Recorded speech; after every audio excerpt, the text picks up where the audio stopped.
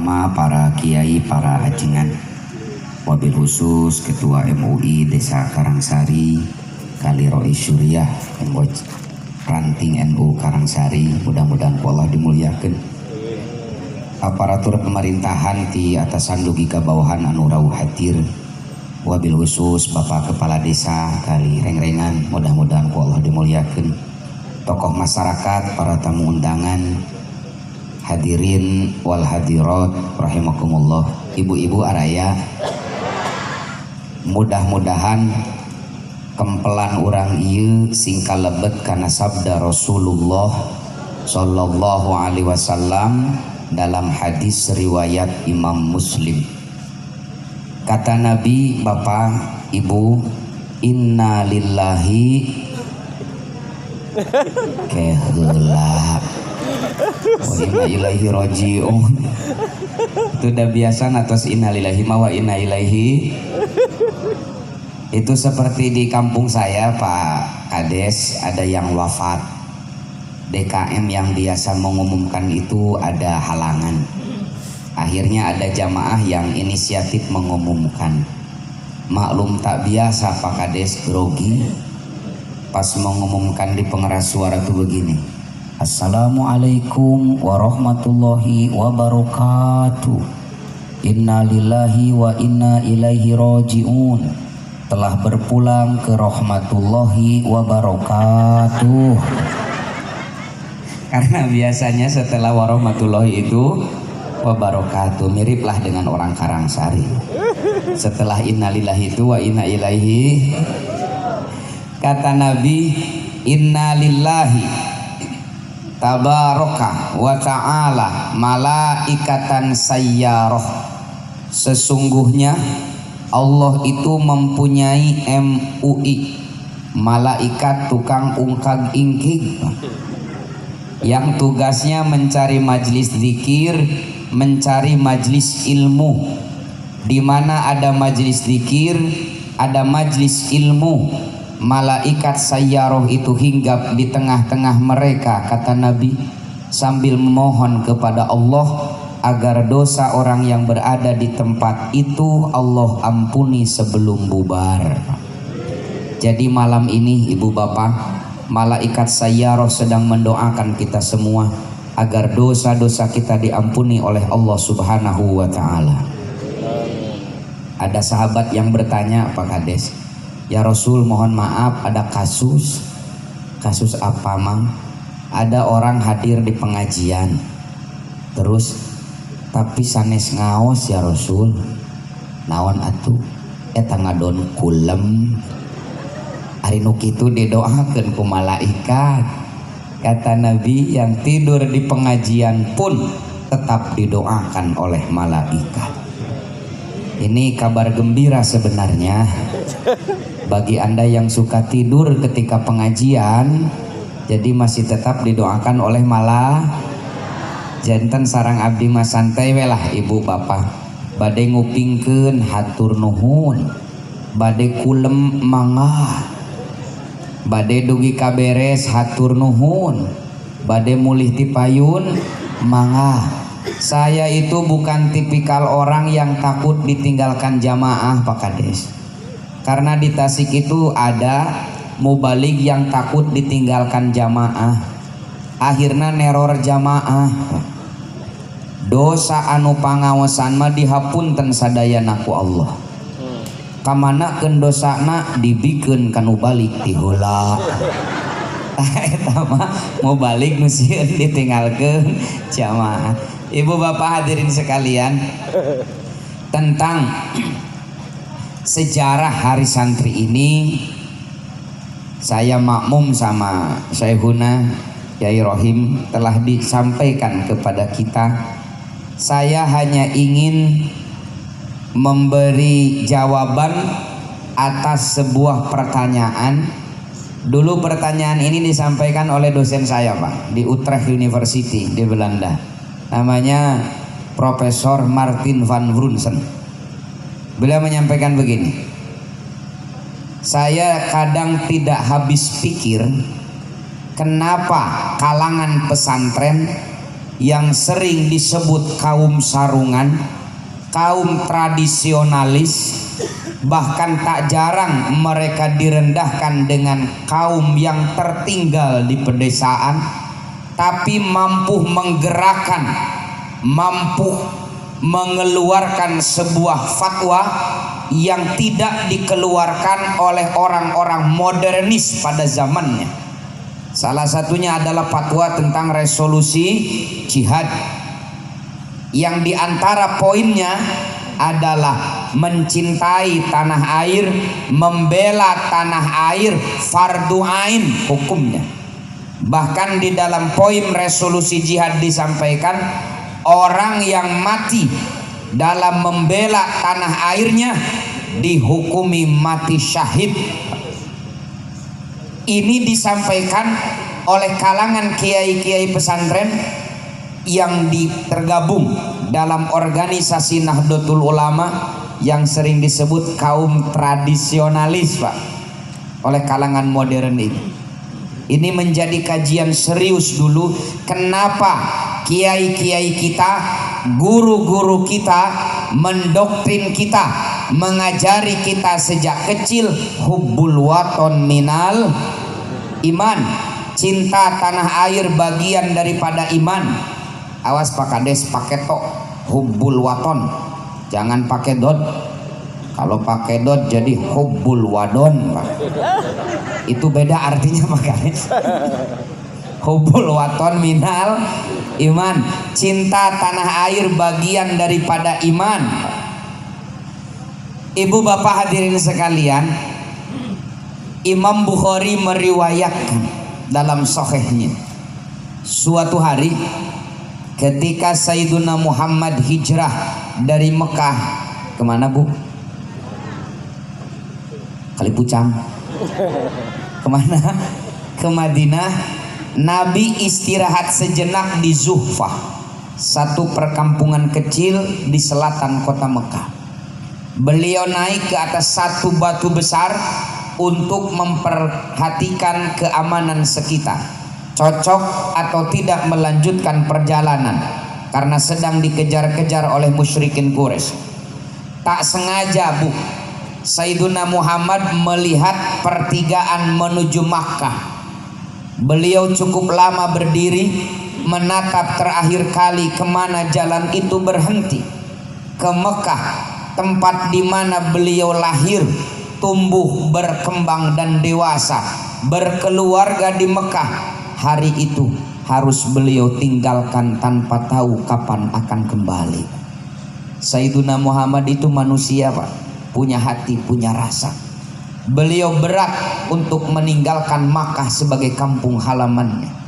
Tak terasa air mata beliau meleleh melewati pipinya. Lalu beliau bergumam sambil menatap berurai air mata ke arah Makkah. Kata Nabi, sungguh engkau adalah sebaik-baiknya tempat yang aku cintai. Andai masyarakatmu tidak mengusirku, tak akan pernah aku tinggalkan engkau wahai Makkah tercinta. Lalu turun malaikat Jibril membacakan wahyu Allah, surat Al-Qasas ayat 85. Surat apa Bu? Ayat jawaban atas kesedihan Sayyiduna Muhammad meninggalkan Makkah. Kata Allah, innallazi faradha alaikal Qur'an laradduka ila ma'ad. Sungguh Muhammad, Allah yang telah mewajibkanmu menjalankan hukum-hukum Al-Quran, hijrah salah satunya, laradduka ila ma'ad, akan segera mengembalikanmu ke Mekah dengan futuh Mekah beberapa tahun yang akan datang. Jangan berkecil hati Muhammad, ntar juga mudik kembali kau ke Mekah. Makanya Pak, Al-Imam Ismail Haqqi Al-Hanafi di dalam tafsirnya Ruhul Bayan, setelah beliau panjang lebar menyampaikan isi dari ayat Al-Quran ini, beliau tutup penjelasannya. Kata beliau, wa fi tafsiril ayat isyaratun, dari tafsir ayat ini ada sebuah isyarat, li anna hubbal waton minal iman, karena sesungguhnya mencintai tanah air bagian daripada iman. Lalu Sayyiduna Muhammad melanjutkan perjalanan menuju Madinah. Begitu sampai di Madinah, Pak, di Madinah sedang diberlakukan PPKM, Pak. Sedang musim pandemi. Banyak para sahabat yang terpapar penyakit. Lalu Sayyiduna Muhammad mengangkat kedua tangannya, menyuruh para sahabat mengaminkan. Kata beliau, Allahumma habib ilainal Madinah kahubbina Makkah au asyad. Ya Allah, anugerahkan kepada kami rasa cinta terhadap Madinah ini, tanah air baru kami, melebihi kecintaan kami terhadap Makkah al-Mukarramah. Sayyiduna Muhammad, ibu bapak, sampai memohon kepada Allah agar Allah menitipkan rasa cinta dalam hati beliau untuk tanah air barunya, yaitu Madinah, sebagaimana Allah telah titipkan rasa cinta itu dalam hati beliau untuk Makkah al-Mukarramah. Kita, Pak, belum pernah memohon kepada Allah agar kita mencintai Indonesia, karena Allah telah menjawab doa sang Nabi dengan mengutus guru-guru kita, dengan mengutus kiai-kiai kita yang mengajari kita sejak kecil hubbul waton minal iman, cinta tanah air bagian daripada iman. Ini satu fakta. Kalau masih kurang percaya, Pak, tambah lagi satu ya. Masih dalam riwayat Sahih Bukhari. Ini takut-takut ada yang bilang hubbul waton minal iman itu tidak ada dalilnya. Tidituna. Padahal mah lain tidituna can kadaritu kata gitu. Idza qudima min safarin. Kalau Nabi pulang dari luar kota, fanadhara ila judratil Madinah, lalu Nabi melihat tembok-tembok perbatasan Madinah, Nabi mempercepat kendaraannya ingin segera sampai ke Madinah. Kata Imam Ibnu Hajar Al-Asqalani di dalam Fathul Barinya, beliau menyampaikan, wa fil hadisi dalalatun ala fadlil Madinah wa ala masyru'iyati hubbil waton wal hanini ilai. Hadis ini punya dua poin. Satu, tentang kemuliaan Madinah. Dua, disyariatkannya mencintai tanah. Ini jawaban bagi keraguan, bagi keanehan, pertanyaan para peneliti barat, kenapa kalangan pesantren yang sering dimarginalkan, kalangan pesantren yang sering dituduh tradisionalis, ortodok, ketinggalan zaman, tapi mampu menggerakkan warganya, mampu menggerakkan masyarakat untuk membela, mempertahankan tanah airnya dari penjajahan Belanda, padahal mereka sedikit pun tidak belajar tentang ilmu geopolitik. Ini jawabannya. Kenapa kiai kita berani menyampaikan itu? Karena Sayyiduna Muhammad yang telah mencontohkan hal itu kepada kita. Makanya ibu bapak, di peringatan hari santri ini, mari kita gaungkan kembali cinta kita terhadap tanah air adalah modal utama kita untuk merealisasikan keimanan dan keislaman kita.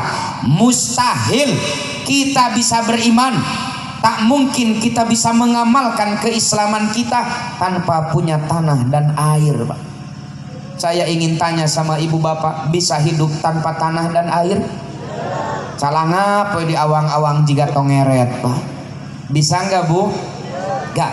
Di tanah Indonesia kita berpijak, tanah Indonesia tempat kita sujud, air Indonesia yang kita minum, dengan air Indonesia pula kita bersuci. Makanya menjaga tanah air adalah modal utama kita untuk mengamalkan keimanan dan keislaman kita. Nusantara ini, Pak, dari Sabang sampai Merauke adalah sajadah panjang kita umat Islam di Indonesia untuk sujud dan mengabdi kepada Allah. Kalau kita mencintai Allah, cintailah tempat sujud kita kepadanya, yaitu Indonesia. Ini syarah pertama dari tagline menyambung juang. Mari kita sambung kembali, kita wariskan kepada anak-anak kita pendidikan keren, Pak. Satu, sistem yang memadukan antara doktrin agama dengan kecintaan terhadap tanah airnya. Sayyiduna Muhammad itu adalah orang yang sangat nasionalis, orang yang sangat mencintai tanah airnya. Kalau kita ingin diakui sebagai umat Sayyiduna Muhammad, cintailah tanah air kita. Tanah air Nabi Muhammad adalah Makkah Madinah, tanah air kita adalah Indonesia. Mencintai Indonesia adalah wujud cinta kita terhadap Sayyiduna Muhammad sallallahu alaihi. Bukankah kita sering dibacakan oleh guru-guru kita, laqad kana lakum fi rasulillahi uswatun. Salah satu uswatun hasanah beliau adalah mencintai tanah. Ibu cinta ke Indonesia? Nama lempem. Bu cinta ke Indonesia? Asok ngaduakeun Indonesia? Tong bohong. Ibu cinta ke Indonesia nya cinta. Asok ngaduakeun Indonesia nya duka. Itu mirip suami ibu sehari 5 kali bilang I love you. Dari sholat subuh celepot bari ngaharewos I love you. Beres sholat lohor harewos deui I love you. Tapi can pernah nganapakahan. Ibu percanten moal. Kunaon moal percanten? Teu aya buktos ngan ukur waos. Nu kitu teh namina manajemen huntu. Ngahuntu we I love you teh tanpa ada bukti. Makanya ibu bapak, kalau kita mencintai Indonesia dicontohkan oleh Nabiullah Ibrahim alaihissalam di dalam surah Al-Baqarah ayat 126. Wa idz qala Ibrahimu rabbij'al hadza baladan aminah warzuq ahlahu minas tsamarat. Ya Allah, kata Nabi Ibrahim, jadikan negeri ini negeri yang aman. Warzuq ahlahu minas samarat, dan limpahkan kepada penduduknya rizki dari beraneka ragam tumbuhan. Kata Al-Imam Thahir Ibnu Ashur dalam tafsir beliau At-Tahrir wa Tanwir, beliau menyampaikan begini, doa ini masyhur dari Nabiullah Ibrahim alaihissalam, tapi sejatinya inilah doa setiap para nabi untuk tanah airnya. Tidak ada satu orang nabi pun, kata beliau, yang tidak mencintai tanah airnya. Seluruh para nabi mencintai tanah airnya. Buktinya setiap mereka mendoakan keamanan, ketentraman, dan kesejahteraan bagi tanah airnya. Wujud cinta mereka terhadap tanah. Makanya kalau kita mencintai Indonesia, menyambung juang para pendahulu kita yang telah mengorbankan keringat, air mata, darah, dan nyawa demi keutuhan, kemerdekaan, keberdikarian tanah air kita adalah doakan Indonesia. Yang pertama kali didoakan itu Bu, Pak, dalam ayat ini baladan aminah dulu.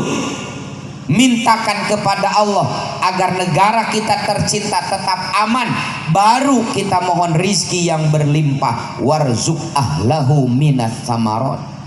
Di urang masa balikna bakades ngadoa ka Allah teh menta rizki we, tapi keamanan negara belum pernah kita minta kepada Allah.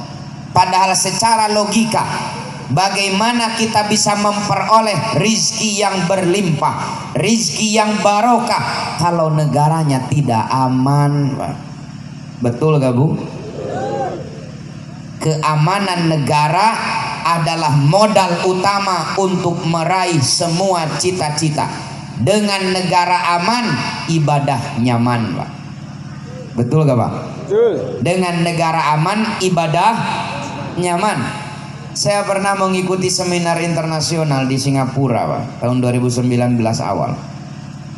Salah satu pematerinya adalah Syekh Adnan Al-Afyuni, Mufti Damaskus, Syria, penulis kitab Al-Alaqah Bainaddin wal Watan.